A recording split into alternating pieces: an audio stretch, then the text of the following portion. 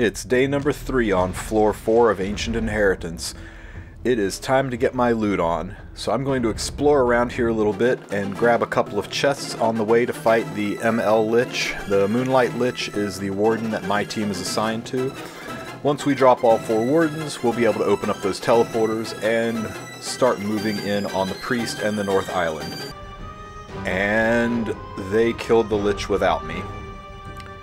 Well, the Lich on my team is down, but it looks like the teleporters are not active yet. So let's see, it looks like that Lich is down.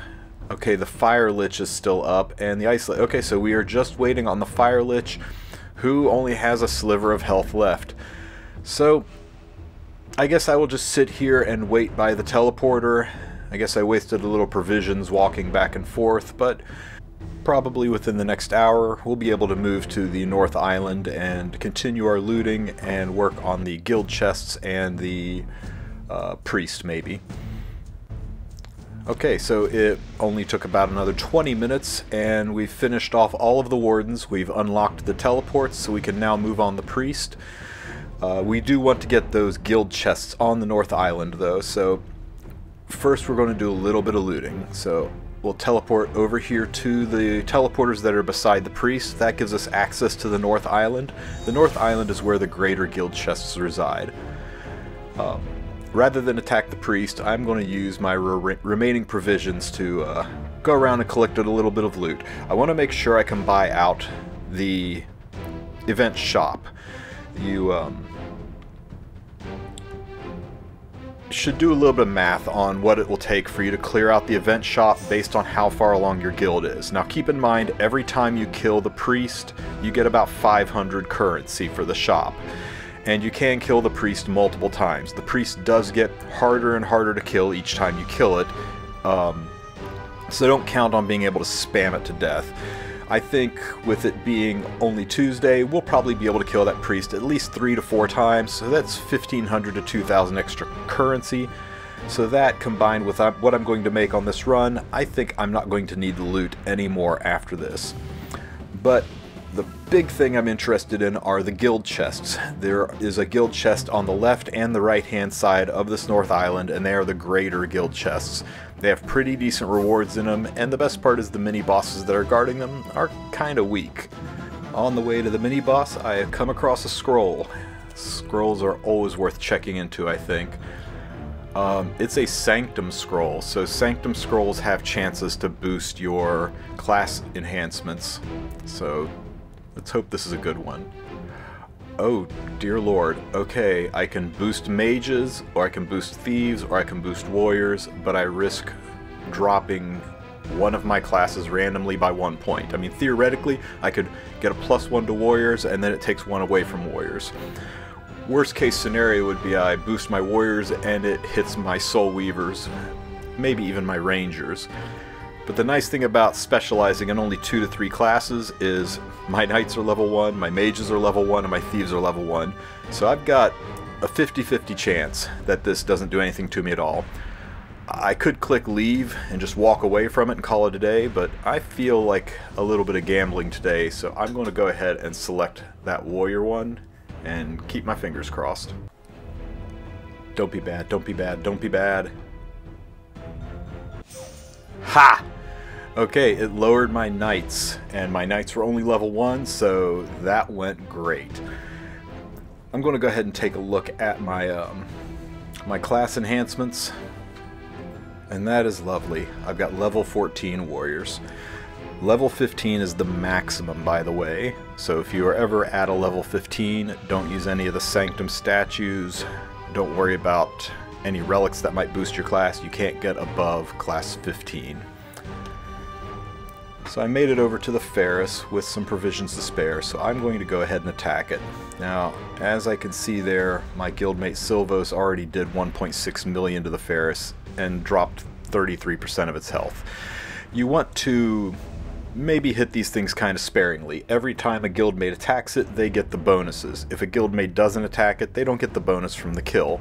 So if you've got a lot of people lined up to hit this thing, it's maybe best to not try to kill it yourself. At very least, only do 1 attack into it.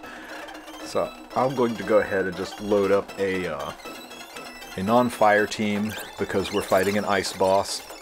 And I'm not going to worry too much about its kit or the tech on this fight because I just want to lay down, I don't know, a few 100k damage and leave some meat on the bone for the rest of my guildmates to come along and score their points. Okay, maybe when I said a few 100k I meant like 800k.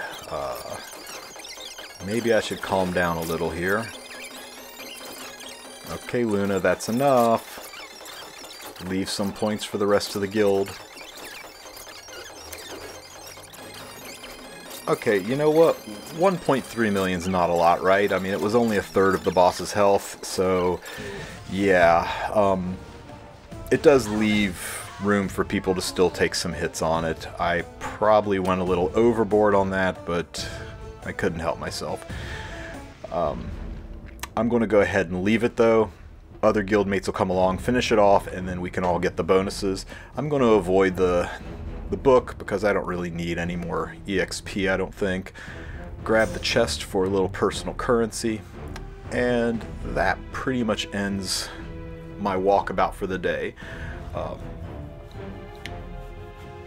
I have got plenty of shop currency, I believe, to buy out the shop after we kill the priest a couple of times.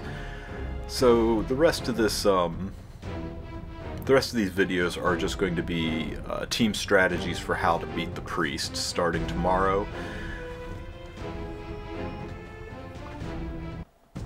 I will go ahead and take a look at the shop though and see what we can buy. I've got 3,800 coins, so I can get one of these 88 gears and maybe a mod gem as well. Something I do want to mention, this was probably a glitch last season, but think about it.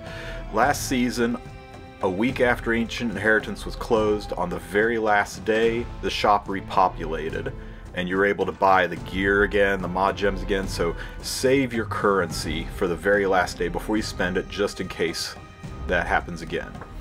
So let's go ahead and roll this piece and see if we can get lucky. That's a great start. I always like seeing speed on my pieces. And oh, okay, so this is happening. 13 speed on a counterpiece. 17 speed on a counterpiece. Okay. God, this is a great piece too. That health and defense, that was kind of a lame roll. I think that's actually a minimum roll for 88 gear. Fingers crossed for this Okay then. I got a 20 speed. Whew! Maybe this is not the best time to ask for you guys to like and subscribe, but man, I don't care. 20 speed. Yeah, boy. Okay, you guys have a great day.